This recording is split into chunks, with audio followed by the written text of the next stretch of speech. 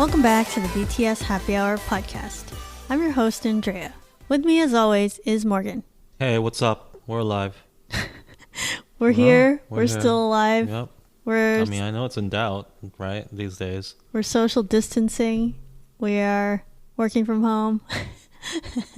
Yeah, we're working from home. We were fortunate enough to be able to do that. Yep. We're still here. And there's still stuff to talk about, and we're still podcasting. Yeah. And BTS still exists, so BTS I guess this is still- podcast will continue, right?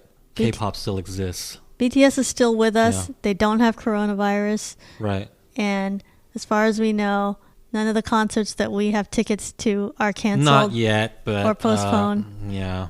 Let's just stay on the positive side.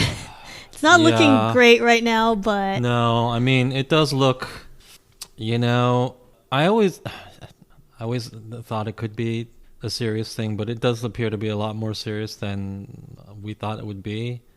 This is real stuff, but at the very least, you have to adjust your stances when new data comes in. It's not positive. I mean, let's just put it this way. Governments and businesses, if they're willing to sacrifice trillions of dollars, something serious is happening. So at least at this point, everybody should, take it seriously. Heed the warnings. Do what you're told. Try to follow. In California, we're basically on lockdown. yeah, we have the shelter in place Right. rules. I know that I do know a couple of people who still just think it's some sort of a hoax or something. People don't give up trillions of dollars just cause they are overreacting or just because they feel like it or due to a hoax. It's because people think it's serious, and they also don't give up trillions of dollars because we think that a few people are going to die. Large corporations and governments don't care if a few people die, right?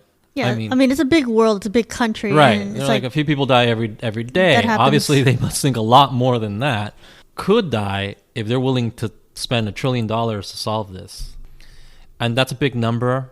Just put in perspective, the U.S. military only spends like $730 billion a year. So we're willing to spend a lot of money in this country to deal with this. That gives you an idea of how seriously they take it. Take that for what it's worth. I take it for a lot. If people are willing to put that much money where their mouth is, they care about it and they think something's coming down the pipe. It's potentially a big deal, You know what though? I feel like California leaders kind of let us down because they probably were seeing signs of this early on. Because if you listen to some of our past episodes, we were talking about coronavirus and joking about it. Months ago. I'm even sure now that I had it. Months ago. I'm even more sure that I had it in January. It's like if we heard about it, then they must have known about it. My symptoms were very, very close. Yeah. So it was more widespread than we think. Now, a lot of people will get it and it'll look like a cough, a cold. Some people get it and they have no symptoms. A lot of the athletes who are getting it now, who are verified test positive, they have no symptoms because they're healthy. But obviously, if you're old or you have a lot of you have pre-existing conditions, you're a smoker, or you have how do I put this? A lot of visceral fat, then your immune system is stressed, right? Or if you have hypertension, different things like that, you're more at risk for these things. So it's gonna hit some people harder. And you should take it seriously. Because but that's why it was so bad in Italy. It's because everyone there smokes, and there's a lot of elderly people. Yeah. So needless to say, take it seriously. Obey your local laws and whatever directives you have. The death rates will still probably be around 0.5 to 3%, but even that's a lot of people. And the other thing is, I'm sure there's more people dead in China than 10,000.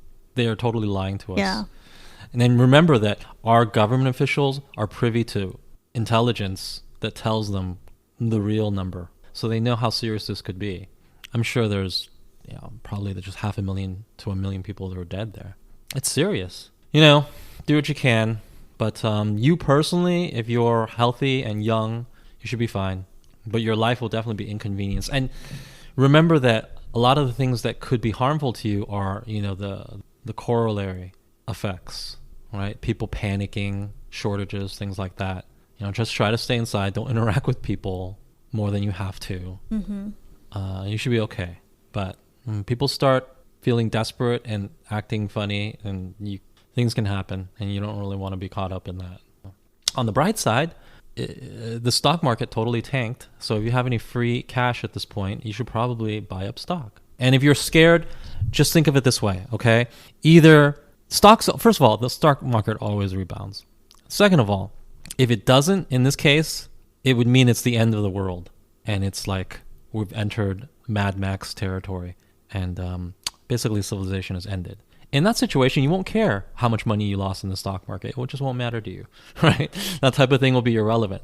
But if it does rebound, like, it always normally does, then you will have made quite a bit of money in 5-10 years. This will really pay off. It will pay off. Or it won't. But if it doesn't, you will have much larger concerns anyway. You'll be scrounging up guns and muscle cars and things like that. So don't worry about that. In either case, the money couldn't have been doing anything better. So buy up stocks now. It's the best thing you can do. I know it's scary because, when things are dropping, that's like human nature is like, well, I don't want to buy that. No, this is the time to buy it. You just have to think of it as like it's on sale. Stocks are on sale. Yeah. So it is the time to buy. I mean, that's how you treat anything. I recommend it's like ETFs. Amazon or like any website you buy things from. If something is like a lower price, like, oh, time to get this. Right. It's like just look at you track the price. Like you track the price of a thing you want. I mean, if you're a responsible shopper, right? If you just buy whatever you want whenever you want. Well, if you can afford that, that's fine. But with stocks, the idea is to buy it when it's as cheap as possible. And hey, right now it's cheap as possible, so go ahead and get it. But besides that, circling back to BTS, I'm almost sure that the Santa Clara is going to be canceled. It just doesn't seem like the end of April. Although you can cross your fingers because it technically hasn't yet. It technically hasn't. And Santa Clara, unfortunately, is the first date of the U.S. tour. Good news, though, is that I looked, and they have a window at the end of their tour in June. And I'm almost certain by June, this whole situation will clear up. And in June, the stadium is not being used by anything else. BTS could reschedule to that point. Like, about Levi Stadium, how it's kind of run by the 49ers, and they don't really use it for that many things, right? Yeah, Levi Stadium is a stadium that mainly does football. I don't want to get into the minutia of it, but basically the Niners run it, the football team that plays in it, and I have a feeling they don't like other events that often in there, so maybe they make it more expensive or difficult to do events there. But anyway, the point is June is free, and June comes at the end of their tour, so they could just reschedule it to then. You mean the end of like before it goes off to Europe or? No, it's after the Europe dates. I think. Okay. So they could just reschedule to that time, and hopefully the tickets will still be valid. If it's not, then they'll just refund us, I guess. I feel like they would really try to reschedule it. I have to imagine they are going to try everything they can do because, well, it's a lot of money, right? Nobody likes to give up a lot of money, and they don't have to at the moment. The date falls outside of all the mandatory dates. Yeah. So they're going to try to hold on to it. But I just, reading the tea leaves, it does not look like it's going to happen. I think the most optimistic thing is to think that they'll reschedule to June. But a lot of the other dates, I think, have a good chance. Yeah, I think the non-California places are probably in good shape right now. But I think that the Santa Clara and the Rose Bowl they're in jeopardy. Almost certainly going to have to be rescheduled or canceled outright. I'm almost sure of that. Also, keep in mind that California is more of an epicenter. So California right now is in a total lockdown, and a lot of other states are not. I mean, I don't think any other state is, in fact. We have a shelter-in-place, stay-home order from the governor. I don't think other states have that. That's true. We have a more extreme situation right now, but on one hand, that doesn't look good. But on the other hand, maybe that'll mean it looks really good in 2 weeks. And then, since they haven't said anything official, they might reevaluate at a later time. It's possible. I mean, I know the goal is for them to flatten the curve and within 2 weeks and just see where we're at. And if it looks good, then good. Because I've seen on Twitter, this is not like anything official, but it's like the Korean media is saying that, BTS, they canceled their Seoul concert dates, but they're still rehearsing, they're still getting ready as if they're going on tour. And so I have to think I definitely think they're going to continue with at least some of it. I definitely think that some or most of the tour dates will happen. I definitely think that. But I don't think the April California dates are happening. I think those are the most in question, which is unfortunate because that's the ones we care about. Right. But I certainly think that they will do most of their dates. I think everything after Santa Clara and Los Angeles are probably in good condition. They're going to go I would forward. say so. I would say so. If you have tickets to one of those, then I wouldn't worry Europe, too much. I don't know, though, because I feel like it's kind of spreading there a lot. I don't know why, but... But at the same time, it's even farther away, time-wise. That's true. They have time. Theoretically should have burned out by that time. Now, enough that the municipalities will feel comfortable letting 60,000 people gather? Maybe not. But it's pretty far down the line. Let's just put it that way. That's another thing that you have to look at is it's not about what does Big Hit want, it's what the local place wants. Oh, of course, that's the first thing. And yeah. So you're probably not even going to see Big Hit say, okay, we're canceling this and this. It has to be, you're going to hear about, okay, this city says no events can happen. And it's gonna come from that first. Yes. And then if they have to, they will cancel and do refunds and whatever needs to be done. But I can assure you that they want to do the concert, even if it's maybe iffy. Now, I'm not trying to say that they don't care about the health and safety of people, but they are a company. They are here to make a profit, right? I think they're waiting for it to go below a certain threshold, and then it's like, okay, we gotta move forward. If they can if they're allowed to hold a concert by the authorities, then who are they to say that it's not safe, right? It's up to the authorities to say that it's not safe. Yeah. It's not up to Big Hit. That's why I'm checking Santa Clara County updates, because that's who's going to decide what things can happen at Levi Stadium. And it's their responsibility to ensure the safety of people. At this moment, the Santa Clara County said that there can't even be any mass gatherings of more than 1,000 people for the rest of this month. So I don't know. But I'm almost certain that this will kill the April too. You have to keep in mind, this is 60,000 people. I don't think that by the end of April, they're going to be comfortable with that sort of event. So, yeah, hopefully they just reschedule. If they don't, hey, maybe we'll just, I don't know, fly to Landover and watch it there. Wait, no, which one would we go to? I would like to go to a place where we know people. Oh, we don't know people in any of those cities, damn. We'd have to New fly. York, New York. We know a few people in Have New to York. fly somewhere. Yeah, But I did see, it seemed like a lot of people were kind of panicking, and then it was like more tickets were on sale that people were trying to get rid of. Trying to get rid of it on StubHub? Yeah. So that's true. that could be an opening if we need to I feel bad for those go people. somewhere else. Right. I'm not panicking because all the tickets we have are face value tickets. So if it's canceled, we just get a refund for the face value anyway.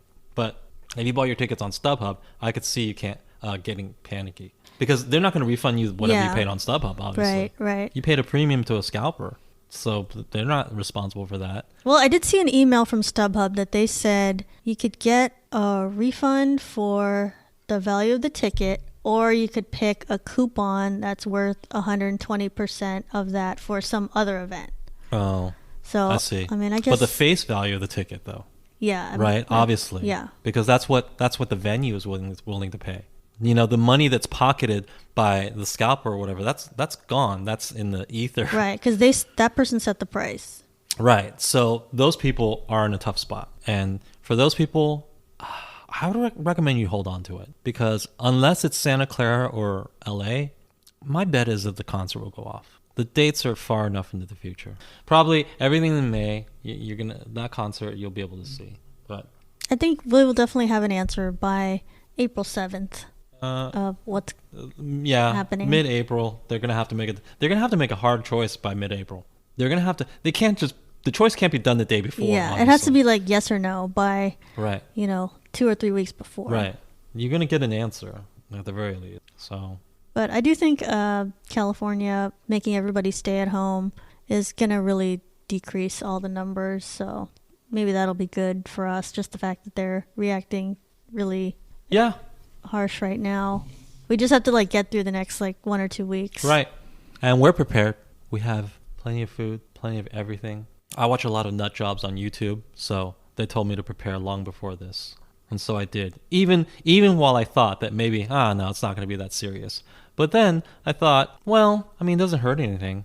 So yeah, well, what's the harm in prepare? What's the harm in buying extra stuff? We got supplies weeks ago. Yeah, so before it was crazy. Right. If you're going out now for supplies, just be careful. Just be careful. People are acting panicky. They can act, it's just not as safe and as predictable as you would like it to be. Oh, and now they're limiting things. Like you can only get one. Here, at least. One but in a lot of places, in the world, it's soap. not that serious yet. Okay. So you could maybe still walk out and about, and but in California, yeah, it's amazing. Like you go to Costco and the lines, just look it up. Costco lines, it's hilarious. And it's because people have acted ridiculous in the past couple of weeks that you wouldn't need these rules that are saying like one rice each, one toilet paper each. Right. It's because everybody's buying. Like a couple people have ruined it and bought way too many. Right. Just like everybody's seen the memes, okay, about the toilet paper and the hoarding. Guys, there's no need to hoard. Calculate how much you actually need and you only need about a month or two at the most, okay? And also you don't need a bunch of bottled water. I don't understand why people buy a bunch of bottled water. First of all, they're not going to shut off the water. Your tap water is going to still function. And if you say, well, what if the tap water doesn't function for whatever reason? Well, I hate to break it to you. If the tap water is not functioning, society has really broken down. You have bigger concerns, okay? And bottled water isn't going to save you either because human beings use a lot more water than you think. A pack of bottled water from Costco is not going to do the job. That's for just drinking here and there. That's not for life. But the effects on society could be very, very serious. And there already are. Like the economic effects will be serious when we come out of this. But I'm sure we'll bounce back. Yeah, that's another thing that some people are like, well, let's just shut down for months and months just to make sure the virus goes away. And it's like, we could do that and that would work, but that's extremely harmful for the economy and people. We can't just shut down. People need their jobs. The world still has to live after this, right? We still have to have a world to live in. So it's a cost-benefit analysis. You have to weigh those people's lives against what you're willing to spend and sacrifice to try to save them. This has to be a reasonable cost-benefit analysis. Sorry to make that a cost-benefit analysis when it comes to human life, but it happens all the time. No, those are the kind of decisions that leaders need to make. It's like, what's good for everybody? So we put those people in charge, hopefully, because they know what they're doing, hopefully. So that's on them. They need to make the hard decisions. That's what we're doing. We're trying to mitigate as much as possible. But at some point, we're just going to say, life has to go on. We did what we could do, and let's hope that it was enough. These 3 weeks are just to buy us time to increase our medical apparatus capacity. Like they need more ICU beds and to save respirators more lives, and hopefully more lives will be saved. But at some point, we're going to have to resume. And when we resume regular activity, more people will catch it. And when more people catch it, more people will potentially die. But that's the cost that we have to weigh those, right? We can't all just stay inside forever. Hey, we can't. I mean, there's so many people out of work right now. Anybody with a service kind of job, they're not making any money right now. And that's not good. That's like millions of people. Right. A certain number of people's lives are not just always going to trump every other consideration. That's just not practical. That's why I think there's some army out there that are like, the whole tour needs to be canceled just for everybody's safety. No, that's not true. No, they are for sure. And I'm like, that's really extreme. We cannot do that. Like the economy needs to function. Big Hit could go bankrupt because of that. It's like, I'm sure none of us wants to see that. And I think, it's easy to say that people's lives are more important than money.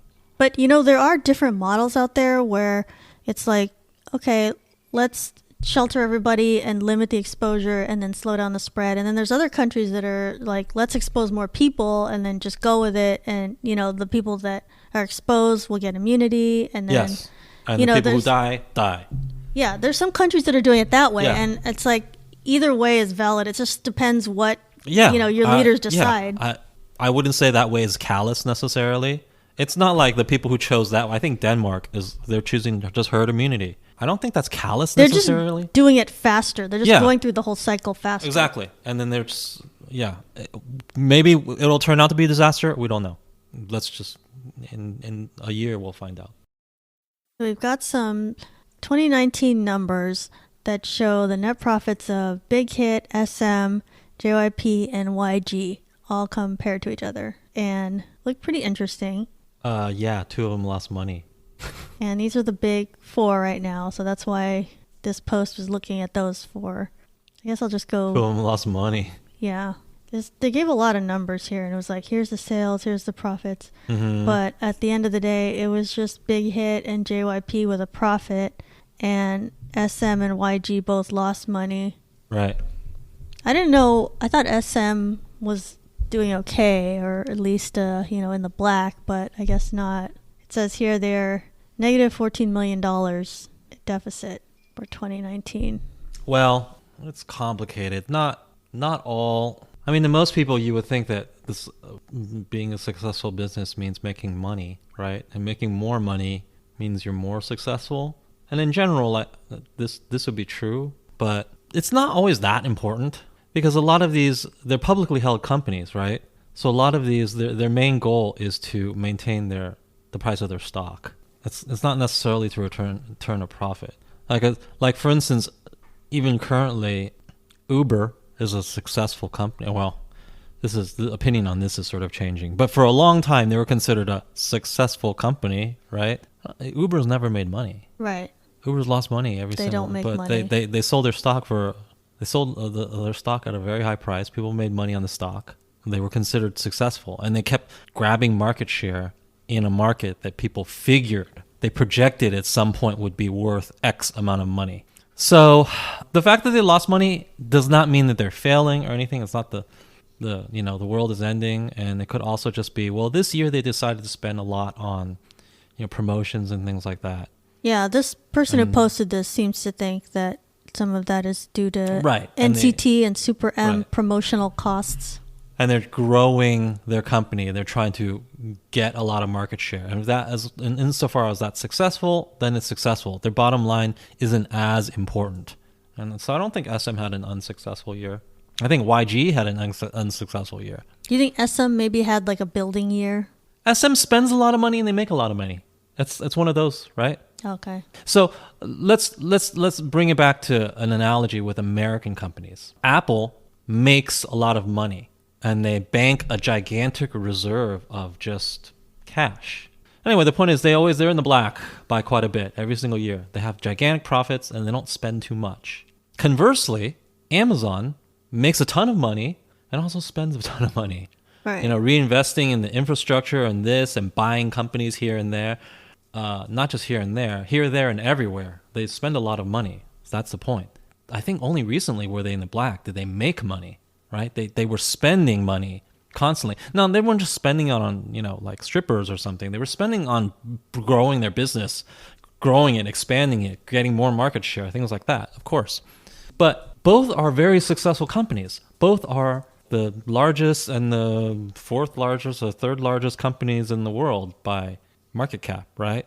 No one could say that they're not successful, but these are obviously two very different philosophies on how to do it. So with a corporation, you can do it either way. So what I'm saying is SM, I feel like they're not unsuccessful. They're in the Amazon model. They're trying to grow right now, And I think Big Hit, they made a ton of money. They're in the black by, I wouldn't even say a lot. Like the other thing was, I think they only were in the black by like $60 million, right? In your figures, right? Yeah, it says, let me just go through the net profits. For Big Hit, it was $67 million. For JYP, $26 million.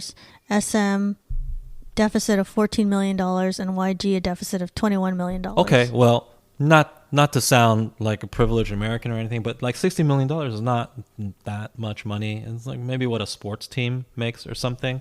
So they're in the black. That's good. That's great. Everything. But that's not necessarily good. So think about it this way.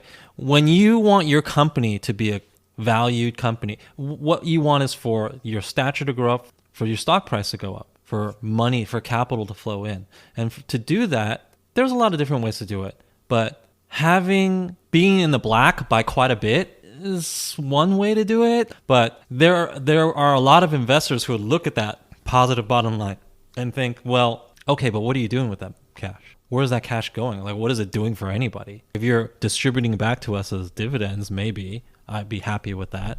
But if you're not, then who cares? It's cash sitting somewhere. Do something with it. Now, that doesn't mean you should take all your profits and just throw it around everywhere and say, oh, our investors want us to do something with it. Let's just do stuff. Well, don't do dumb stuff and don't waste money. Don't do that either. Investors either want you to give it back through a dividend, meaning you just literally just hand money back to investors, right? Or they want you to do stuff with that money to grow your company. If your money is sitting in a bank account that only you can touch, that doesn't do an investor anything. So the fact that Big Hit is in the black by that much isn't necessarily positive. It's only positive if they do something good with that money. Does that make sense?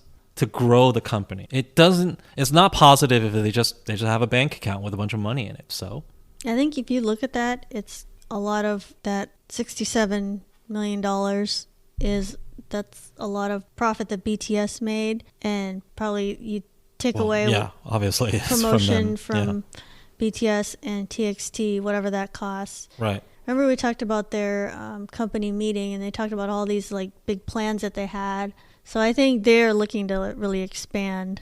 Yeah, and pretty rapidly in 2020. And look at all the talks about Big Hit. Oh, we're going to buy this company. We're going to buy this smaller company, whatever. That's them. Yeah, I think using their money to actually grow their market share, to grow. That's what shareholders want to see. Yeah. People rarely buy a stock for the dividends. Here's some money, stockholders, for owning part of the company. Most people who buy a stock don't buy it for that reason. They buy it because they want like a $10 stock to go to $100 at some point soon within their lifetimes. Right. They don't buy it because it gives them 20 cents every year. They want to see some growth right. over the years. Right. They don't buy a $10 stock because it gives them 20 cents back every year. They want the potential for a much larger geometric or exponential growth. And that's what they want to see. They want to see you reinvest it, grow your company, blow it up. They want to see that stock price soar. So that doesn't mean SM is a failure. It doesn't mean you're a failure if you're in the red. And it doesn't mean you're a success if you're in the black by a lot. Do you think trying to promote internationally is where some of these companies go wrong? Because it's like that costs a lot of money, but you might get a big return back if... No, I don't think it's a bad idea. I think it's great. It could pay off. Well, I mean, think about it. What's the market in South Korea is saturated, right? Pretty much. K-pop has dominated South Korea. Where does it have room to grow? Right. America. They should definitely spend that money and try to grow it here. I think that all of the numbers are fine. The only one that is worrying is the YG number. Because I'm not sure that I'm not seeing where they're spending money to grow their company. Yeah. It just sort of seems like they're losing money because they're not active enough. Right.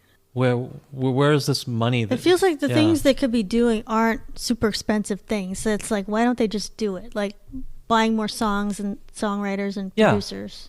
Making another video for Blackpink. That costs so little. Look at the numbers right there.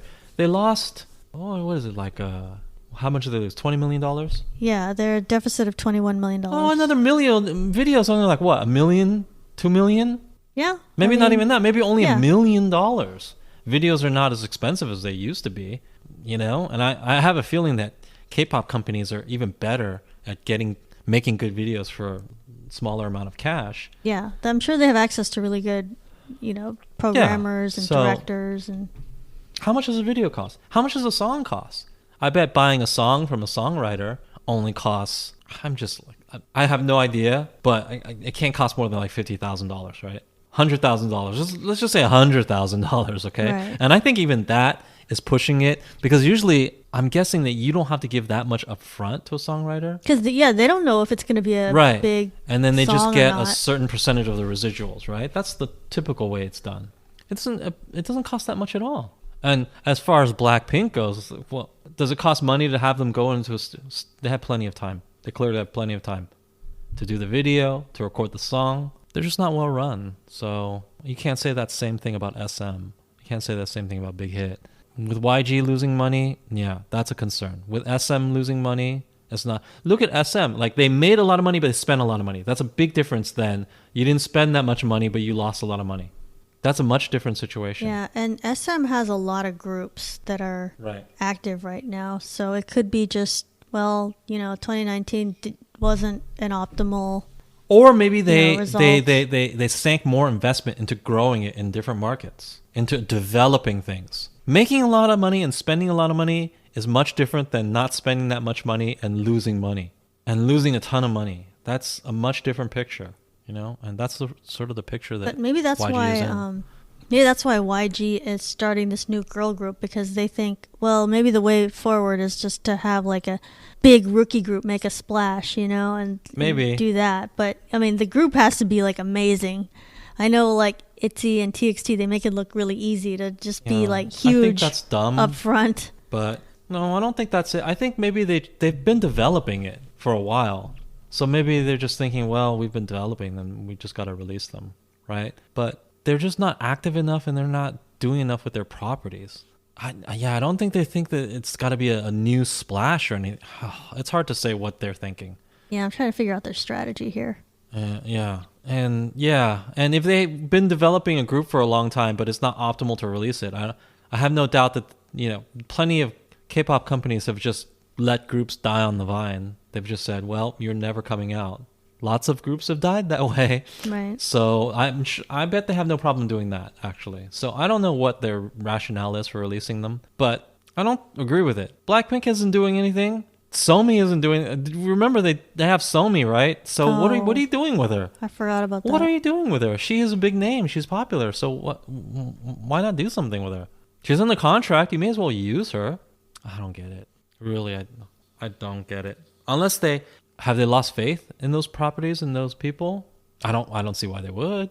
They seem talented and popular as ever. So why would you lose faith in them? So I don't know.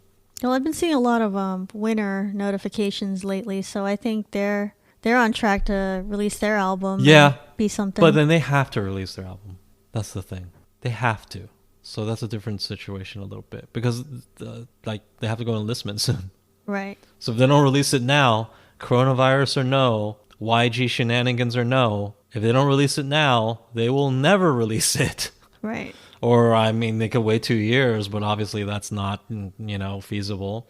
So come hell or high water, they are going to release whatever they've got in the pipeline now. So that's a little bit different situation. They're forced to Winner's release on it. a time crunch right now. They have to release it. How well will they support it when it comes out? That's another question, though. Maybe not very well at all, because it's not a well-run company. It is what it is. We'll support Winner. Now, are they all going at the same time? I don't think so. No, I don't think so. I don't think they're going. Because they've shown that they do solos. Yeah. So they don't care. Like the Big Bang people all spread it out. So they don't care. They'll do solos and stuff, which is fine. I don't disagree with that. Their solos are good. Oh, so. That's right, though. The Coachella got postponed till October, so the Big Bang thing is going to happen. That doesn't matter. Then. Well, now, like, what else are they doing, though? That's a long time from now. I don't know. Chill in Korea. There's coronavirus. That's true. Maybe they're just sitting at home like everybody else. It's fine. Let's remember, the coronavirus isn't all bad. It benefits a few people, like Wendy from Red Velvet. No, that's true. Gives her time to recover. to heal. When she's back, she's, hey, everybody, I'm back. Well, yeah. I'm like, oh, yeah, that's right.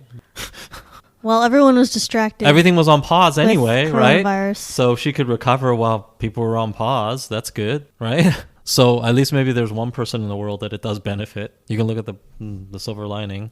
It's not going to affect Big Bang negatively, I don't think. They can wait. What's going to happen between now and then? Well, I feel like if some of them, whichever ones were going to perform at Coachella, they were probably looking forward All to of that. them. And now it's like, wow, that's like 6 months from now. That's a long time. Who can say? Maybe it's good. Maybe they can practice better routines for their Coachella.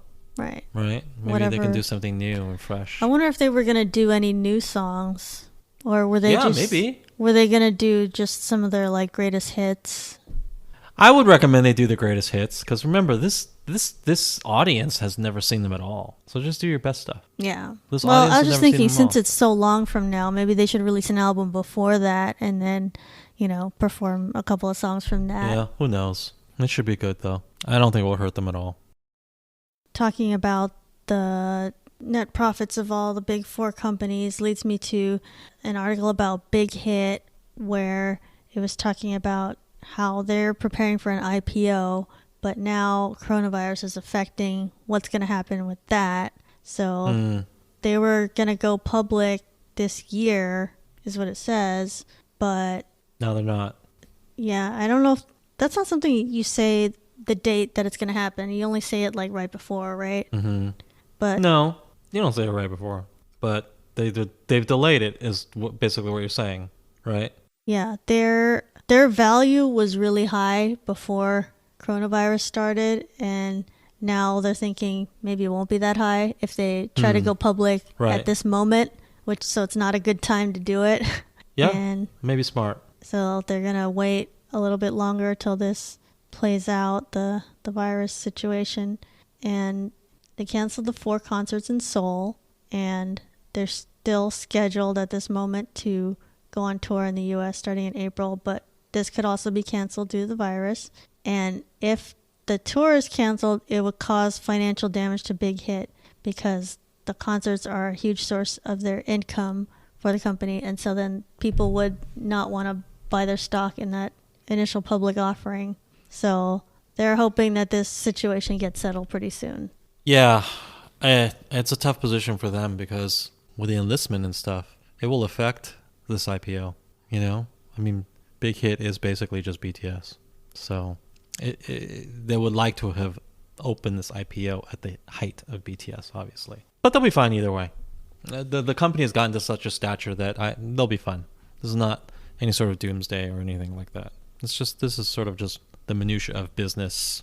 I do think it's just going to be a matter of deciding what's the optimal date to do this, because they want to do it as soon as possible, I'm sure, but not so soon that... Because they want an influx of capital to keep growing their company at a rate to get them into that big three, or they're already in the big four or the big three, to push them further and faster. You know, buy up other companies. Like basically, IPOs allow you to bring in capital, and then you have even more money, and you can do more with it and grow your market share and things like that. Not if your IPO offers at a low number, though. So Fast Company, which is a business website and magazine, released a list of the most innovative companies of 2020, and Big Hit Entertainment ranked 4th on this list after Snap, Microsoft, and Tesla as most innovative company. Most innovative? Yeah. What did Microsoft do that's innovative? Microsoft. Yeah, it does seem like they've just had the same computers or operating systems. Yeah, I know it seems that way. It's totally wrong, though. I mean, it's wrong. I understand how Microsoft makes money, and oh gosh, this is a BTS podcast, so I won't go into it, but like all the things that you think that are dumb and Microsoft sucks at or whatever, but like for instance Bing, nobody uses Bing, right? Do you use Bing? The web search? No. No, I use but Google. enough people do use it that it actually makes a ton of money. So yeah, a lot of the stuff you think that, wow, that sucks, Microsoft, won't even do that. Oh, let's But see. they make money off of it a lot. Yeah, this says Microsoft was on the list because of Teams. Because of what? I don't even use that. I had it like it was on my computer as like a default. Yeah. All of a sudden, What? Can you repeat that? Microsoft Teams, which is it's like the same as Slack or Skype. It's kind of a thing. How's it innovative? It's just copy It's Slack. just like messaging. So they just copied Slack and that's innovative? It's like a workplace that you can use chat and, share files and I stuff like that. understand, yeah, what it is. Yeah, I understand. I don't know. I think the fact that it integrates all these different things, even though I don't use it, it's like Well, they have it works with like Office 365 and all that. Okay. Like everybody has Office. Well, true. I mean, it's innovative because it has synergy with everything that else they have installed, but they kind of have the advantage in that they have this gigantic installed user base, right? Well, they had the advantage for browsers too, but then they got in trouble for that. But that's a whole And they different lost it. thing. And number two, they lost, which is kind of surprising when you think about it. But yeah, I mean, whatever. The point is, we're talking about Big Hit's place on. Let's not get sidetracked with Microsoft, whether they deserve their place or not. Yeah, it was like Snap was number 1, which I think they're kind of on the decline. Like, who uses Snapchat anymore? Well, you have to understand, Fast Company is written by like 40-year-olds, or at best 30-year-olds. They might be like behind the curve a little bit. Yeah, 30-year-olds even. It hurts to say. Even 30-year-olds are way behind the curve. They're like, what's the new thing, guys? I heard this Snapchat thing. It's like, oh my God, you guys are 5 years behind. Snapchat? No. Yeah, Snapchat's not as big anymore. Yeah. Now it's like all TikTok. all the kids use TikTok. Either way, I don't think Snap is innovative. I don't think TikTok is innovative. They got Snap at number 1, and then Microsoft number 2. Number 3 is Tesla, obviously, because electric cars, that's pretty innovative. And space travel. Yeah, that's true. They're doing a lot of things at Tesla. Oh, wait, that's technically SpaceX, though. Yeah, that's technically Tesla, just electric vehicles. Okay, sure. I guess that's innovative. Yeah. So then Big Hit was at number 4, and the reason they're at number 4 basically was because of Weverse and Weeply. Oh. Which now, for some reason, Weeply is called Weverse Shop. At some point, they changed the name. Really? Remember when we got it like so confused when you had to buy the tickets and get on both apps? Yeah. They just changed it to Weverse Shop, probably to just make it easier on everybody. Oh, you're right. I just looked at it. It is. You haven't looked at it since you bought tickets. No, I haven't. Yeah, it's not called Weplay anymore. It's a Weverse Shop. Oh gosh, it's more confusing because they're the same color now. It used to be like a sea green and a blue. Now it's a sea green and a sea green, except one has a lot more white than the other one. Oh, that's so confusing. Couldn't they just merge these two apps? I think they made it like, okay, it's the same thing except one you buy things at. I mean, look, they're innovative. They're number 4 innovators on this list. How are they innovative? What is the description of it? How they're innovative? Because they got all of the BTS army to use these apps exclusively and not use like other things for their shopping and, you know, social media posts.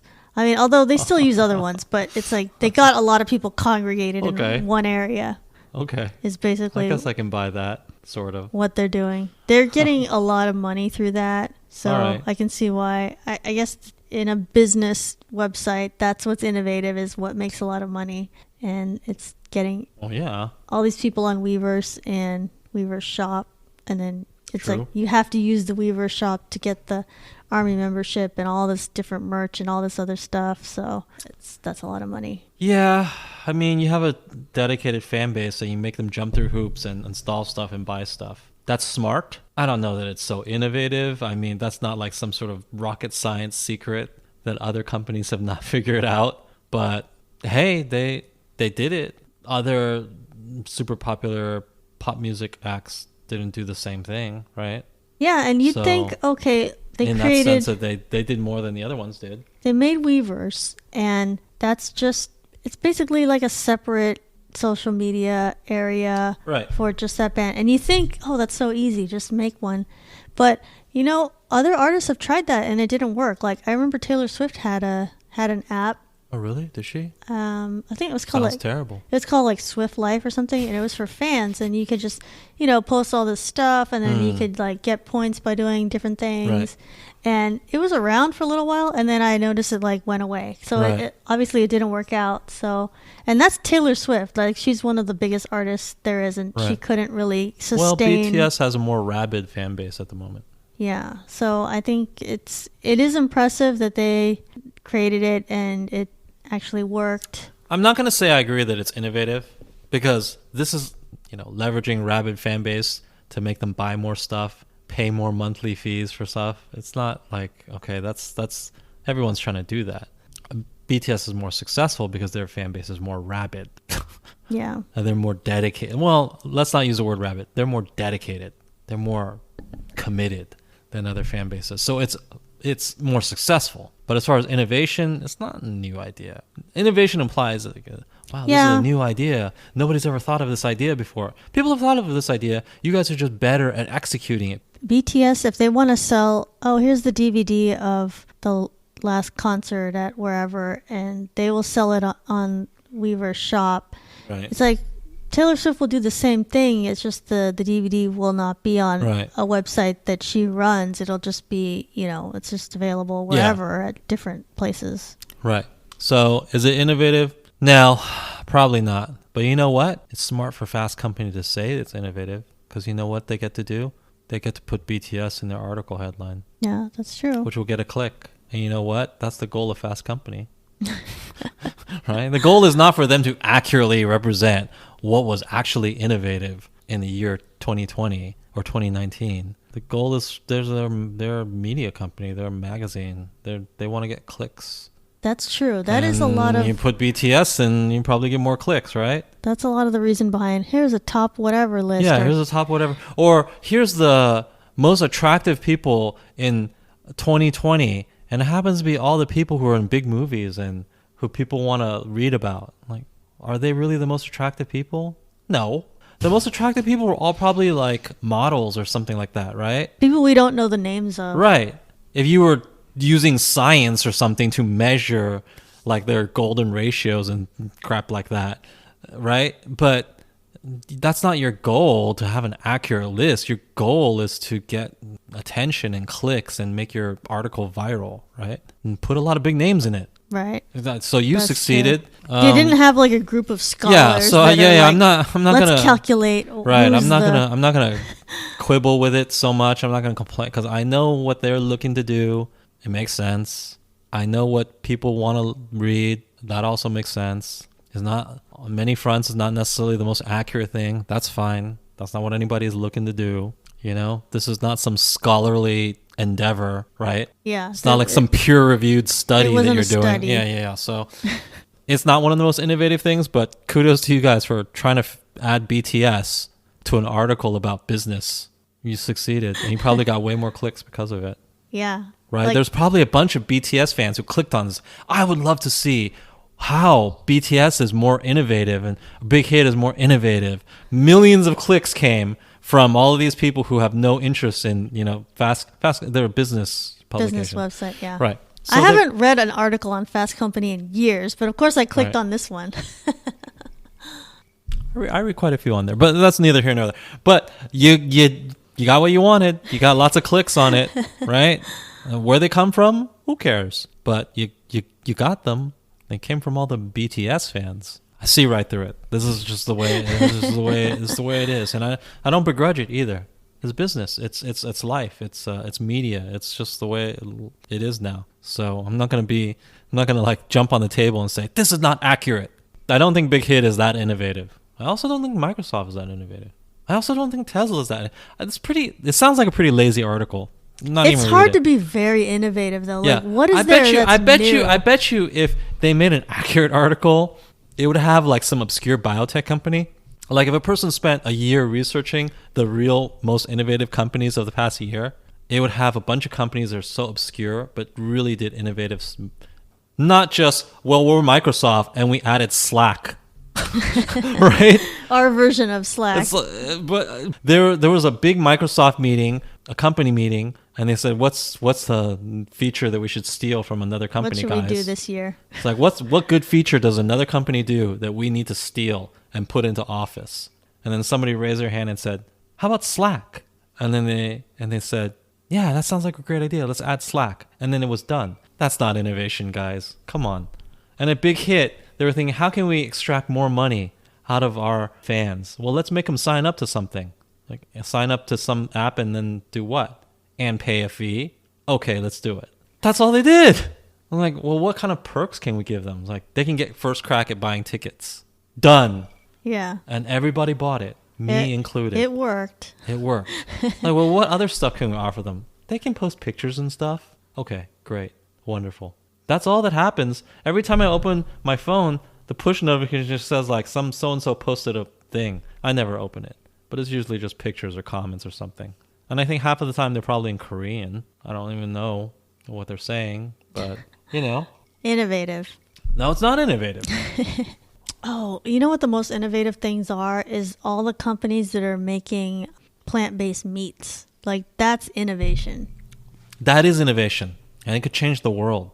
Not to get on a tangent, but I'm all behind plant-based meats because we need to reduce the amount of meat consumption that we have. But the problem is that meat tastes so damn good and people love it and we can't make people stop loving it. And I wouldn't even try to make people stop loving it because that's a real uphill battle that is pointless to fight. But if you can make a substitute that tastes as good, then you can reduce the consumption of meat.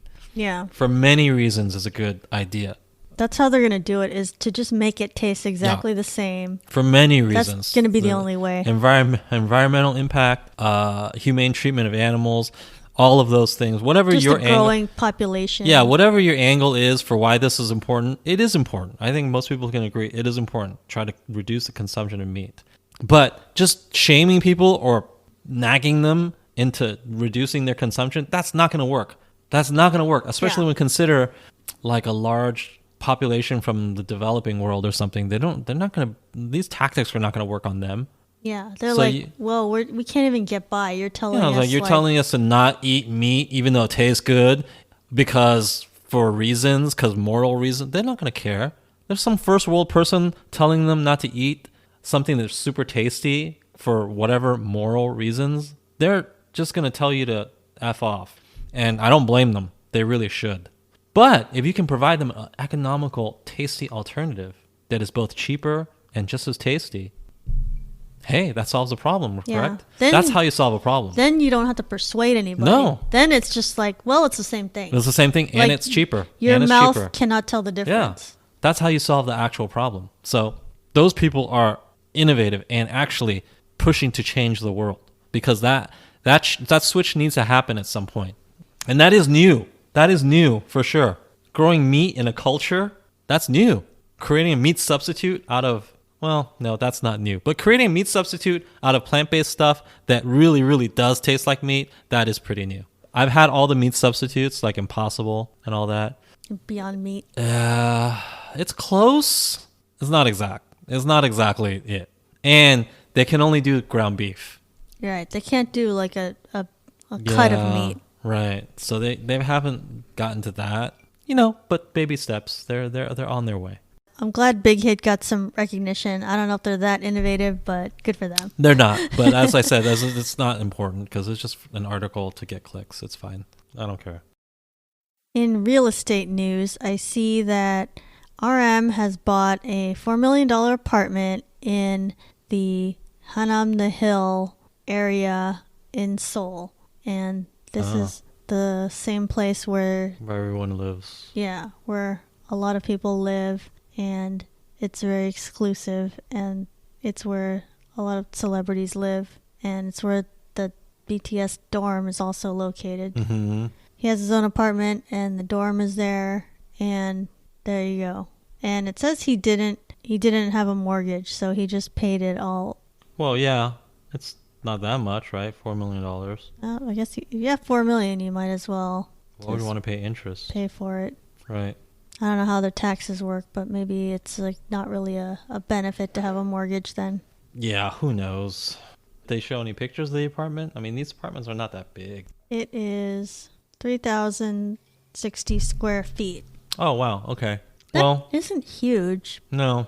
But I think it's like the overall. Yeah, the location and everything. And real estate is expensive in South Korea. Seoul. Mm-hmm. Not quite as expensive as New York. This place, I guess, it's very exclusive, and it's like you can't just go in there and walk around. It's like gated and very hard to get past a certain point. Yeah. You know what's funny? It kind of reminds me of their On video when they went into like the giant gated area. It's like that's kind of like what. Of course, they want to be protected. What their apartment is from the normies, from the common people. So they have the dorm there, and I could see why they still have that, because probably some of them still use it, and it's like, okay, if they're all working all day, it's like, let's all just go back to the dorm, right, or whatever, or we'll go back and practice. It's easier at home. It's easier to have a place that they're all at, but then it's like a bunch of them have a separate place too. Although it's not really clear if it's like used for the member or if they bought it for family or whoever to use. So unless they say, it's like we don't know. So RM's apartment was 3,060 square feet, and the dorm, it says, I see in another article, it says that place is 3,200 square feet.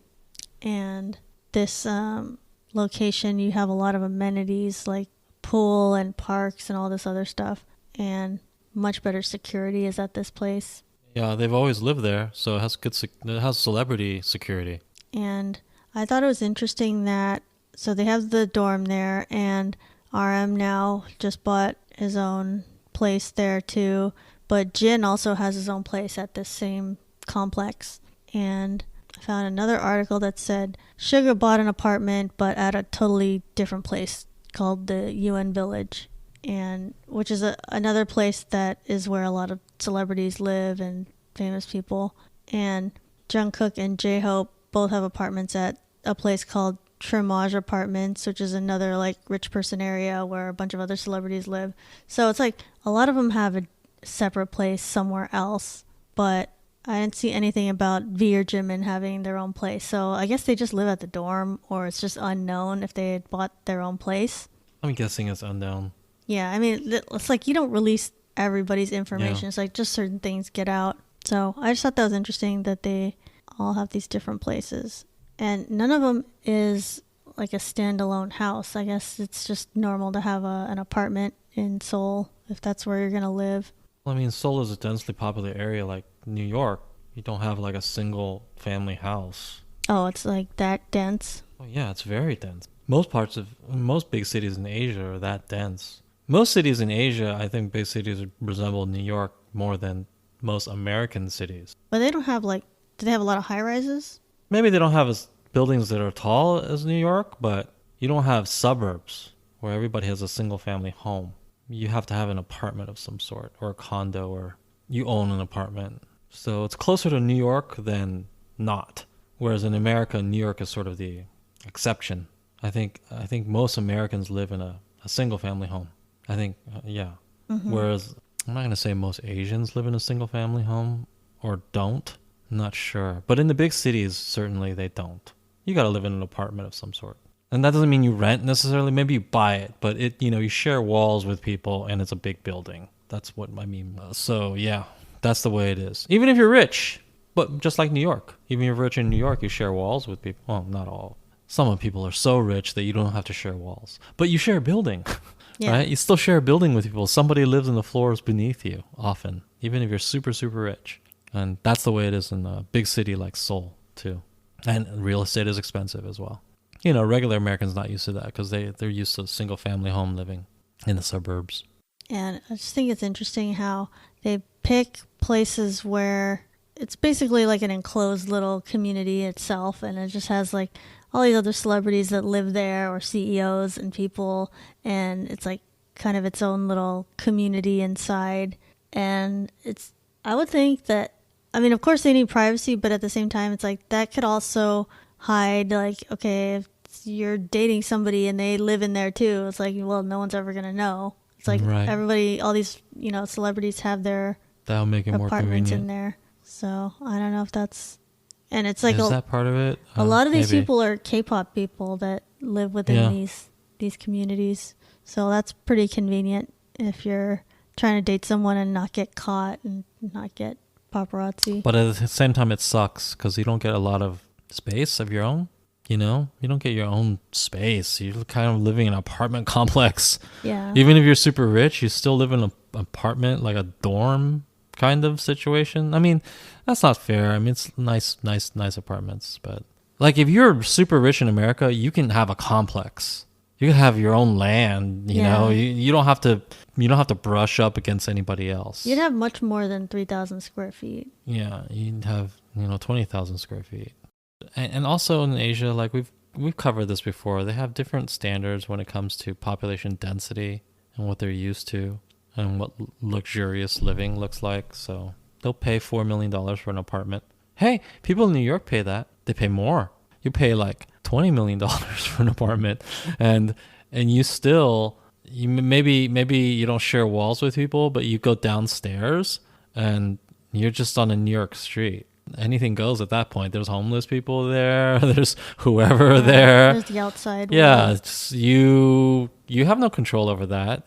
You have no separation. So I guess it's a little bit better. I've seen Hunnam. I've seen these places in YouTube videos, by the way, and they don't look as busy and as just like they're not in the middle of Manhattan like not some of the most expensive New York properties. They're in the middle of Manhattan. So when you go down to the street level, you're on the street. You can't control who is on the street, a New York street.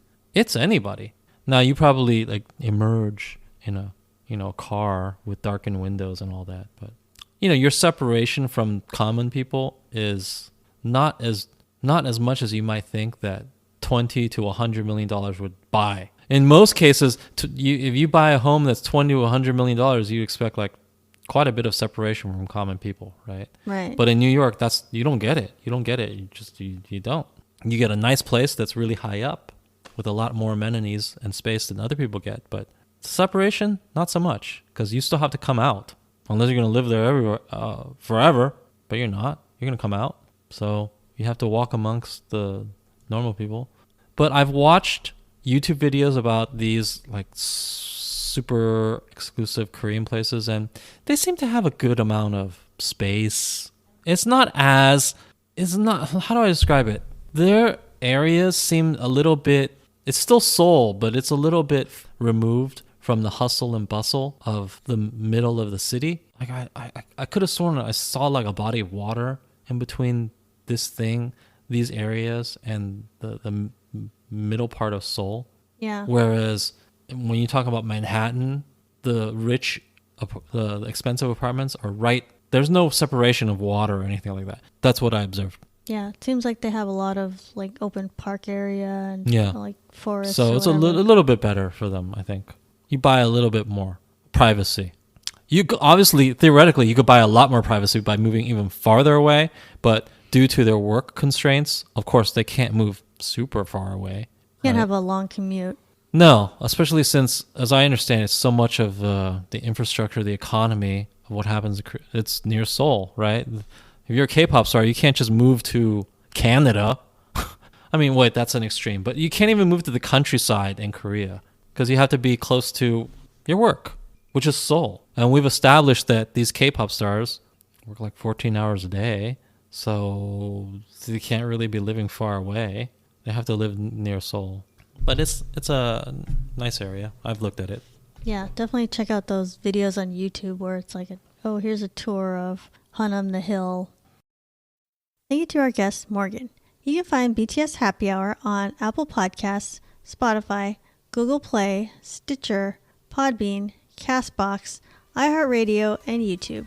New episodes weekly. Please comment, review, or rate in the podcast platform you're using. Follow us on Twitter @OurBTS. Until next time, this has been BTS Happy Hour. Thanks for listening, and remember, make every hour a happy one.